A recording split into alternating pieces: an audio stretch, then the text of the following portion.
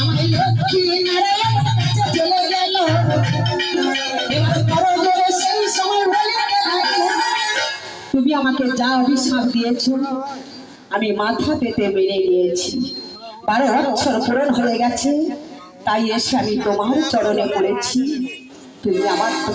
তোমার চরণে আমাকে ঠাঁই দাও বললো ঠিক আছে তুমি আমার কথা মতো কাজ করেছো তাই আমার চরণে ঠাঁই দেব তাই লক্ষ্মীকে আবার নারায়ণ ঠাঁই দিয়ে দিল এবারে কি হলো আমরা সবাই জানি কৃষ্ণ কালী হয়েছে মৃদু বলি তাই না কেন না যখন বাঁশি বাজালো যখন কৃষ্ণ বারে বারে বাঁশি বাজায়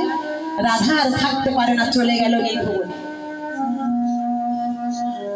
যখন জটিলা কটিলা বলল যে সে চলে গেছে সেই কেলে ছাড়ার কাছে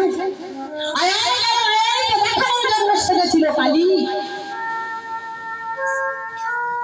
তাই না ওই যে বাঁশিটা যখন বাজায় আমায় রাধারানী পাগল হয়ে ওঠে তখন রাধারানী কেঁদে কেঁদে কি বলে কোনে বাঁশের হাইরে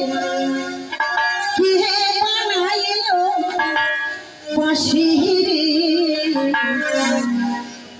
বাঁশির সুরে যাতে কুলো